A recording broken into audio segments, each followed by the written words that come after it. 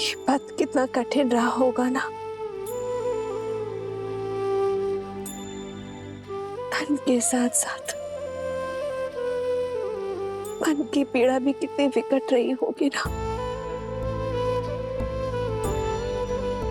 सब मेरे कारण। हाँ, ये सब कुछ तुम्हारे ही कारण हुआ है। अपने देश से निष्कासित एक कुमार, एक वनवासी मर्यादा पुरुषोत्तम बना तुम्हारे कारण। तुम्हारे कारण बाली जैसे दुष्ट का वध हुआ। तुम्हारे कारण सागर पर सेतु बनाने का असंभव लक्ष्य सिद्ध हुआ। संसार में मर्यादा की स्थापना हुई, पाप का अंत हुआ।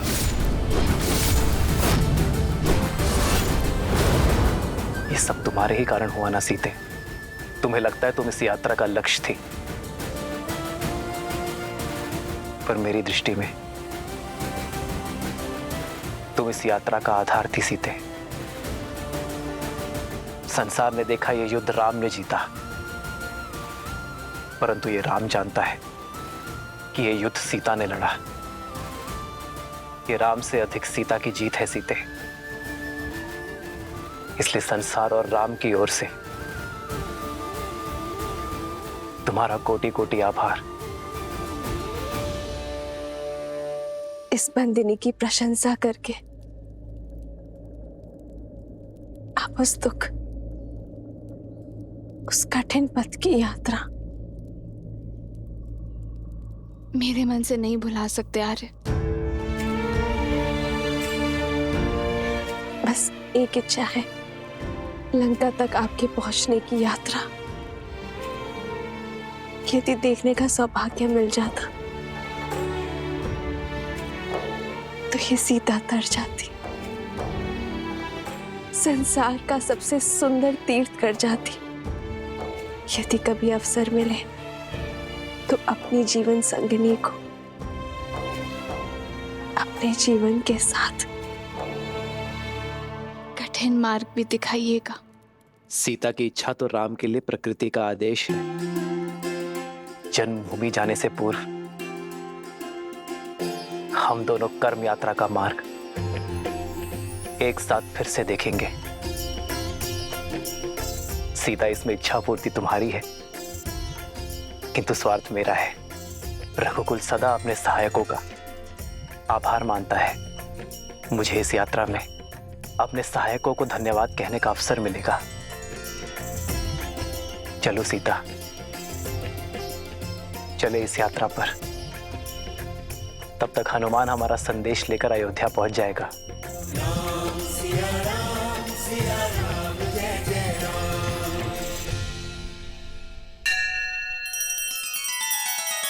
श्री रामचंद्र कृपालु भजु मन हरण भव भय दारुणम। नव कंज लोचन कंज मुख कर कंज पद कंजारुणम।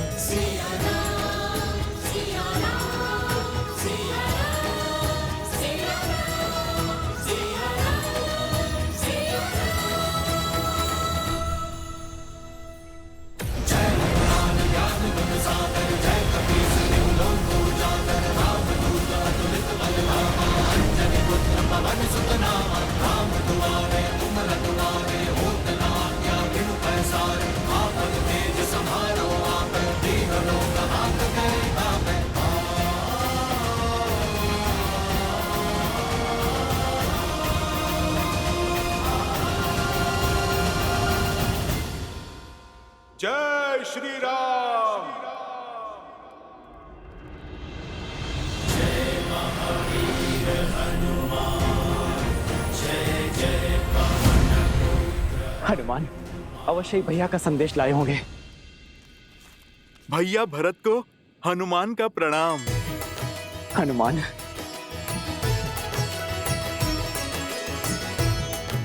मेरे राम भैया कैसे हैं? भाभी माँ कैसी है?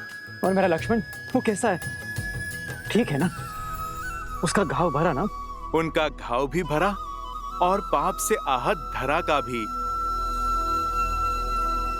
भरत भैया और अब शीघ्र ही अयोध्या के घाव भरने वाले हैं। प्रभु श्री राम की विजय के साथ लंका में अधर्म का सूरज अस्त हो चुका है। प्रभु श्री राम, माता सीता और लक्ष्मण भैया शीघ्र ही अपने आगमन से इस धरा को पावन करेंगे। मेरे राम भैया वो आ रहे हैं, सच में वो आ रहे हैं। जी भैया, अयोध्या के प्राण लौट रहे हैं।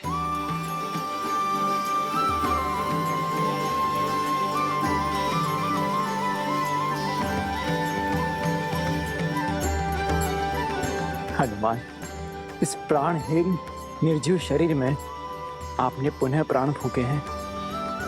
समझ नहीं आता आपका धन्यवाद कैसे करूं मैं। प्राण तो आ गए, किंतु राम कैसे आएंगे? 14 वर्ष पूर्ण होने में अब कुछ ही प्रहर शेष हैं। इतनी शीघ्र उनका अयोध्या आगमन असंभव है। यदि राम समय पर अयोध्या न पधारे तो ये सुख की नगरी दुख के सागर में डूब जाएगी। आज की ये अमावस्या की रात्रि सदा सदा के लिए रघुकुल के सूर्य को निकल जाएगी। ऐसा क्या हुआ है महर्षि? देखना चाहोगे हनुमान? भरत भैया, आप मुझे आज्ञा दीजिए, मैं राज्य और प्रजा की स्थिति भांप के आता हूँ। जय श्री राम।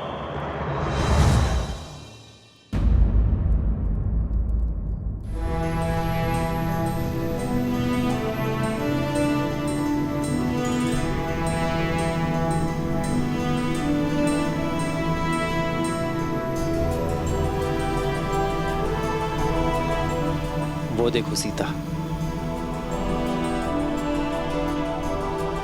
ये वही युद्ध भूमि है जहां धर्म के विजय का शंखनाद बजा था। रक्त और शव से भरी इस धरा पर न जाने कितने कोटि वानरों और राक्षसों के भक्षक होने का कलंक लगा है।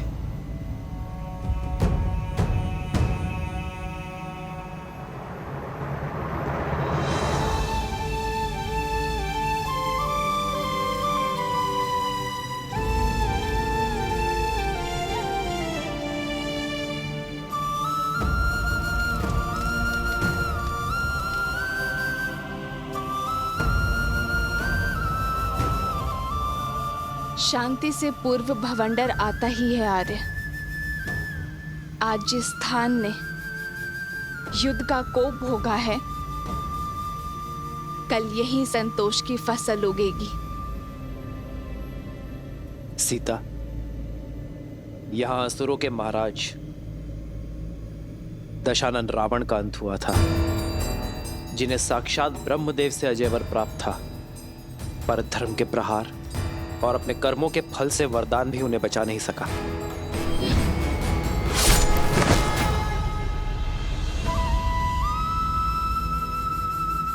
रावण के अंत के साथ लंका के अधर्म और अशांति का भी अंत हुआ है।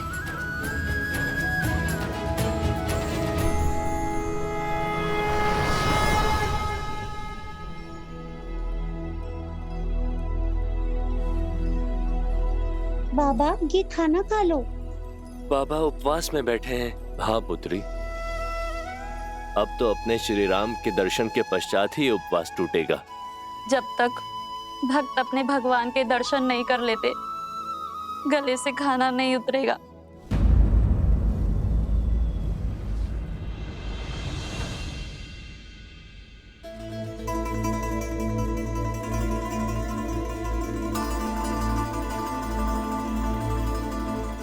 इतनी व्याकुल क्यों है दीदी? तुम नहीं हो सुमित्रा, तुमने भी अपने आंख के तारों को कहाँ देखा है? 14 वर्ष तो जैसे तैसे बीत गए, पर अब ये अंतिम घड़ियां नहीं बीत रही। अब तक प्रतिदिन संध्या को सूर्यास्त होता था तो मन में एक आशा की लौ बढ़ जाती थी कि हमारे पुत्रों का एक दिन और कम हुआ वनवास का। और आज ये अंतिम रात्रि सूर्यास्त के साथ वनवास की अंतिम घड़ियां भी समाप्त हो जाएंगी, किंतु एक माँ की व्याकुलता बढ़ती ही जा रही है। संतान की चिंता तन मन को कचोटती जा रही। लेकिन दीदी, आप ये क्यों भूल जाती हैं कि आपका पुत्र राम है, जिसके शब्द कभी झूठे नहीं हो सकते। रघुकुल का तेज, सूर्यवंश का स्वरूप है हमारा राम। धर्म से कभी विमुख नहीं हो सकता, और माँ को दिए हुए वचन से तो उसे महादेव भी नहीं डिगा सकते। जानती हूँ, पर क्या करूं सुमित्रा, माँ हूं ना। विश्वास जितना सुदृढ़ है, हृदय उतना ही भंगुर। तो जोड़िए अपने भंगुर मन को और फिर उठिए। प्रतीक्षा के आंगन में स्वागत के दीपक जलाने का समय आ गया है दीदी।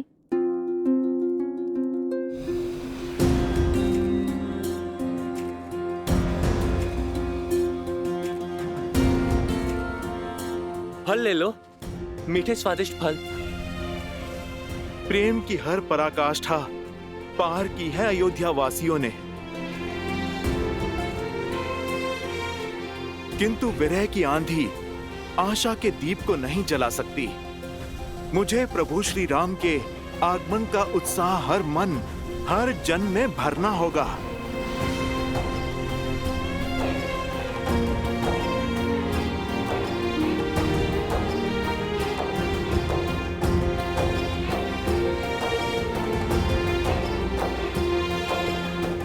जब प्रजा इतनी उदास है तो प्रभु का परिवार कितना व्याकुल होगा, माताओं पे क्या बीत रही होगी।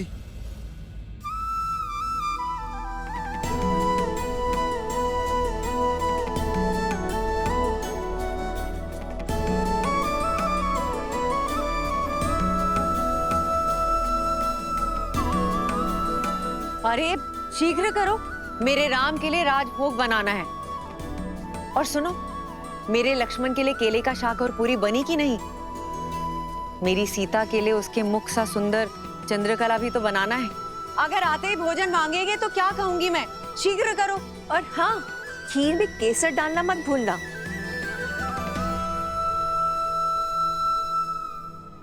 वरना कहेगा खीर मेरी केकई माँ ने नहीं बनाई। रुक क्यों गई? आंखें नम हुई तो राम कहेगा उसके स्वागत में उसकी माताओं ने केवल आंसुओं से सजाए रखा। और स्मरण तो है ना, गुरुकुल से लौटे या विवाह करके आते ही बस केकई दीदी के हाथों का भोजन चाहिए उसे। वो दिन और थे सुमित्रा, ये दिन और है।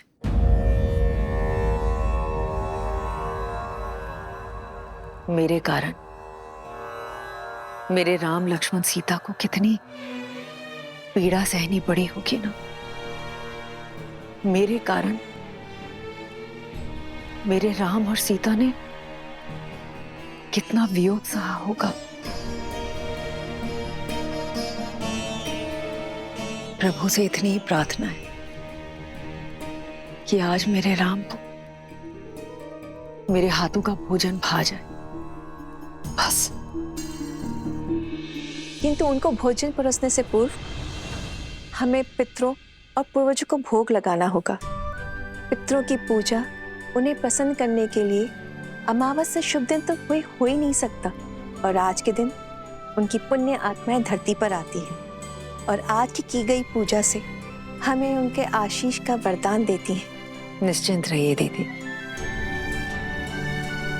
रघुकुल का हर तारा आज पृथ्वी पर आएगा। मेरे राम को, अयोध्या के नए राजा को आशीष देने, आशीर्वाद देने।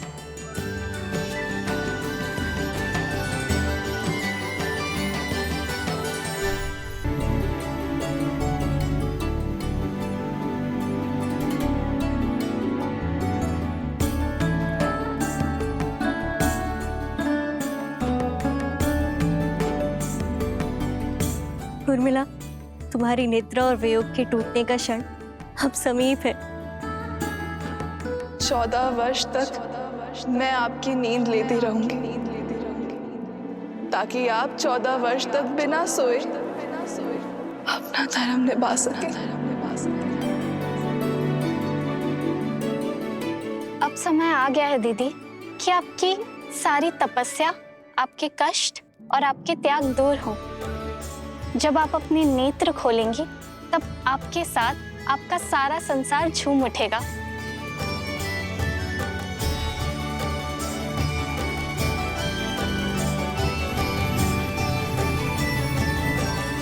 वो देखो सीता, महासागर के हृदय को चीरती हुई लंका तक आने वाला सेतु।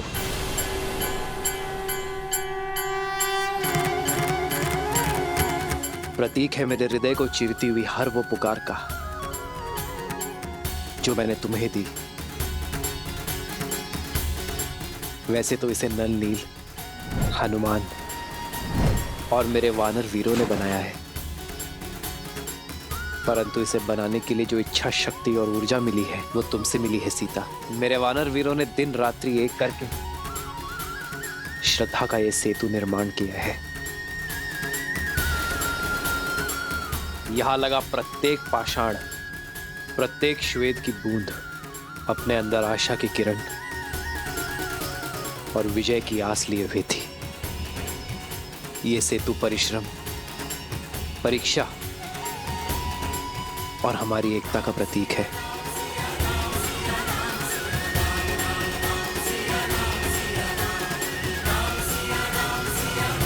का है ये संगम, राम रतन सीता वैभव धन। और वो सुदूर जो पाषाण है वो है किष्किंधा।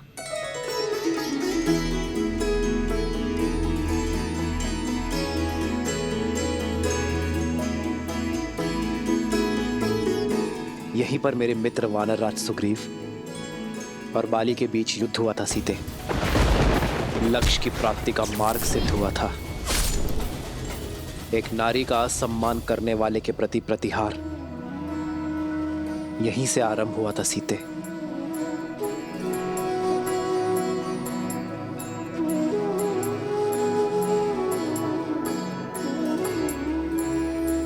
ये देखो वो पर्वत सीता, ये है ऋषिमुख पर्वत।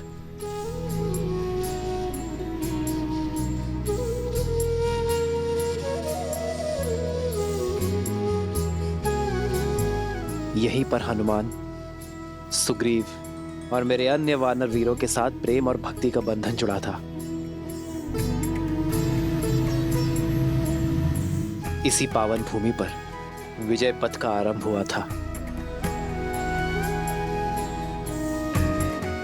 और ये वो स्थान है सीते जहां मैं पहली बार भक्ति की पराकाष्ठा, प्रेम के प्रतीक, बल के पर्याय मेरे पांचवे भाई संकट मोचन हनुमान से मिला था।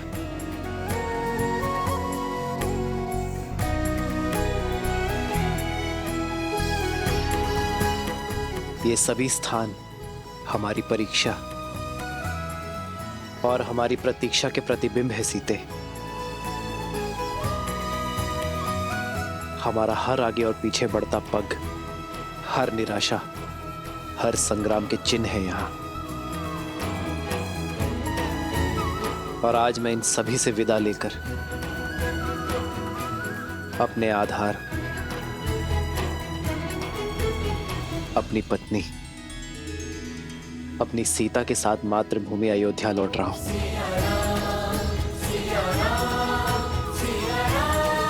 हाँ रे, जिस स्थान से एक दूसरे का हाथ थामकर हम यहाँ आए थे, हमने ये यात्रा की है और अब यहीं से अपने घर साथ जा रहे हैं। हो तुरंत विमान तहाँ चली आवा, दंडक बन जहाँ परम सुहावा। कुंभ जाति मुनि नायक नाना, गैरा मूस सबके स्थाना। सकल ऋषिन सन पाई असीसा, चित्रकूट आए जगदीसा।